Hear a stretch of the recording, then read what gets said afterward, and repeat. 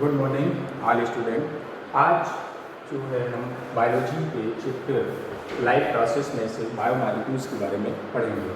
Biomolecules जो होते हैं वो लाइफ प्रोसेस के लिए अत्यंत आवश्यक होते हैं। ये generally carbohydrate, fat,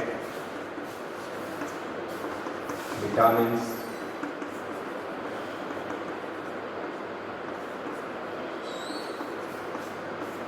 protein and minerals.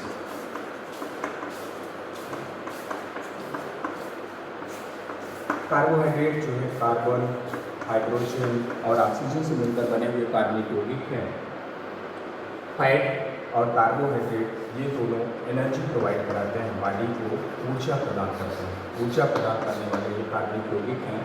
उसके बाद जो विटामिन्स हैं ये ऊर्जा प्रदान नहीं करते बल्कि शरीर में रोग प्रतिरोधक क्षमता उत्पन्न करते हैं, रोगों से लड़ने की शक्ति देते हैं। इनकी शरीर के लिए सूक्ष्म मात्रा आवश्यक होती है। इनका जो नामकरण है फर्स्ट टाइम सी फंक नामक वैज्ञानिक ने किया था। ये जनरली 6 टाइप्स के होते हैं: vitamin A, vitamin B, vitamin C, vitamin D, vitamin E और विटामिन के। इनको क्लासिफाइड किया गया 2 ग्रुपों में। पहला ग्रुप था इसका फैट सॉल्युबल और दूसरा था वाटर सॉल्युबल। वसा में घुलनशील और जल में घुलनशील।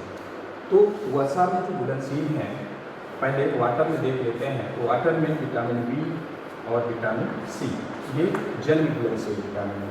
उसके बाद फैट में जो शेष बचते हैं एडेड ए, डी, ई और के, ये फैट में घुलनशील विटामिन हो जाते हैं। उसके बाद इनके साइंटिफिक नेम की बात आती है। साइंटिफिक नेम इनका कैसे लिखा जाएगा, तो इस पर एक ट्रिक्स है, उसको याद रखिएगा। रथ पर एक टॉफी,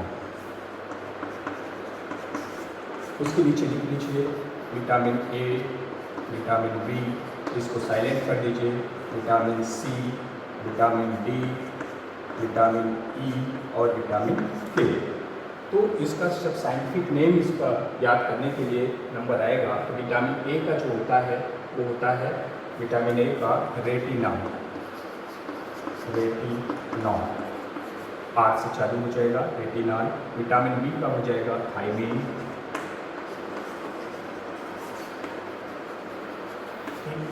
इसको साइलेंट कर दीजिए। विटामिन सी का एस्कॉर्बिक एसिड, उसके बाद विटामिन डी आ जाता है। का से चालू होगा कैल्सीफेरॉल,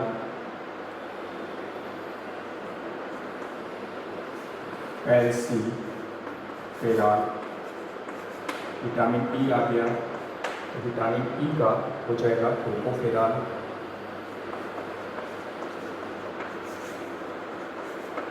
उसके बाद विटामिन के आ जाता है फिलोक्विनोन।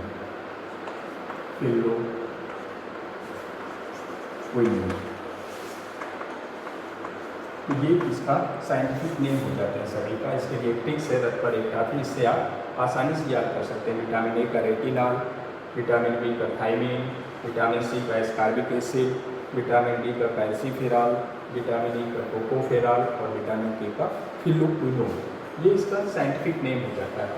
उसके बाद इसमें जो है इसके सोर्स या जनरली सोर्स करके डिसीज, इनकी कमी से कौन सी डिसीज हो जाएगी, तो विटामिन ए की कमी से रतौंधी, विटामिन बी की कमी से बेरी, विटामिन सी की कमी से स्कर्वी, विटामिन डी की कमी से रिकेट्स, विटामिन ई की कमी से नपुंसकता या बांझपन और विटामिन के की कमी से हीमोफीलिया या एनीमिया नामक डिसीज हो जाती है। एनीमिया का मतलब ये शरीर में रक्त की कमी, और हीमोफीलिया का मतलब ये है कि ब्लड अगर शरीर से बाहर निकल रहा है तो उसमें रक्त का थक्का नहीं जमता। रक्त का थक्का न जमने के कारण लगातार अगर ये निकलता रहेगा तो व्यक्ति की मृत्यु भी हो सकती है, हो भी जाती है।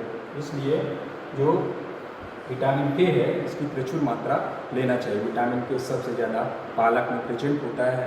उसके बाद मीट है, ग्रीन वेजिटेबल्स हैं, उनको पर्याप्त मात्रा में लेते रहना चाहिए।